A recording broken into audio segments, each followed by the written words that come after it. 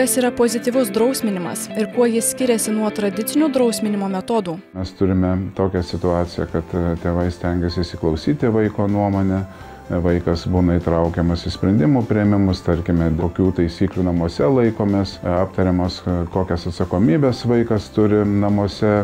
Na, tas modelis skatina vaiko ne tik tam tikrus išmokymus, bet ir stiprina jo savarankiškumą. Jis išmoksta bendarbiauti su tėvais, susitarti, aptarti šeimoje tiek taisyklės, tiek pareigas. Tas modelis toks, ko gero, yra pozityviausias, kai mes kalbame apie tą tokį pozityvų drausminimą, kada su pačiu vaiku nusprendžiamos ribos ir aptariamos ne tik ribos, bet ir galimos pasekmės. Kas įvyks, kai tu vieno ar kito dalyko nepavyks to padaryti, ar sąmoningai galbūt sulaužysi vieną ar kitą susitarimą. Tai čia labai turbūt svarbu pabrėžti ne tą žodį, ne taisyklės, bet toks susitarimas tarp vaiko ir tėvų, bendradarbiavimas.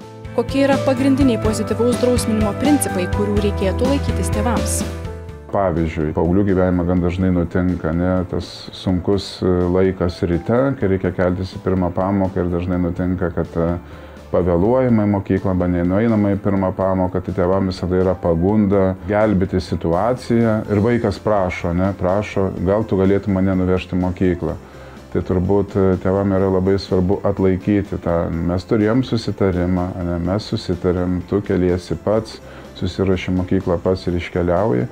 Dažnai tėvai tokį atlieka gelbėtojo vaidmenį, veža vaiką į mokyklą, griūna ir jų dienotvarkė, nes jie buvo susiplanavę galbūt kažkokie irgi, ar darbinis pokalbis. Ir štai čia ekstrinė situacija namuose, vaikas nespėja į pirmą pamoką ir tada tėvai gelbsti. Tai aš sakyčiau, kad reikia tėvam susilaikyti, būti kantriam, jeigu mes susitarėm, kad tavo yra atsakomybė nueiti į mokyklą laiku. Vadinasi, tai yra tavo atsakomybė. Ir tada įvyksta pokalbis su vaiku, kodėl, kas lėmė, kad tu nesikėlė laiku. Labai svarbus tada ir tėvų yra pavyzdys, kad tėvai tada irgi tai, kas susitarė su vaiku, pavyzdžiui, pasidalina jie ten dienomis, kas kokią dieną plauna indus.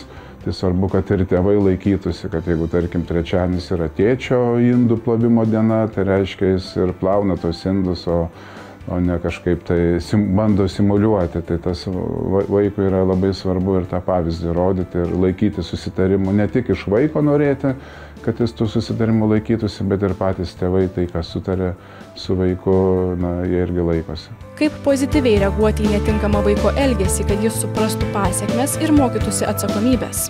Svarbiausia, ką norėtųsi pabrėžti, tai kad svarbu pastebėti gerus dalykus. Svarbu pagirti vaiką už tai, ką jis daro gerai. Pavyzdžiui, jis pats išjungia kompiuterį, neprašytas. Dažnai būna. Tėvai maldauja, prašo 100 kartų, kol vaikas išjungia telefoną ar kitą ekraną, kad tam galėtų pailsėti ir ryte žvalus susikelti į mokyklą. Svarbu pastebėti gerus dalykus, ką vaikas daro gerai. Pastebėti ne tik probleminės situacijas, kai kažkas vyksta ne pagal susitarimą, ar kai vaikas kažko nesilaiko, ar sąmoningai, ar nesąmoningai, bet visada pastebėti, pagirti ir tas irgi skatina tada ir patį vaiką labiau elgtis pozityviai, nes jis dėmesio sulaukia būtent, kai jis kažką pozityvaus padaro. Dažnai būna, kad tėvai ar šiaip specialistai dirbantis su vaikais ir paaugliais ar mokyklose akcentuojam netinkamą ar vaiko ar paauglio elgesį ir visi tada pradeda domėtis juo, kas čia dabar įvyksta, kodėl tu ten pamokas praleidai, kodėl tu nesilaikai namuose tam tikrų sutartų dalykų ir tada toks gaunasi žaidimas į vienus vartus. Vaikas jaučiasi spaudžiamas ir apskritai užmirštama pastebėti tų pozityvių dalykų.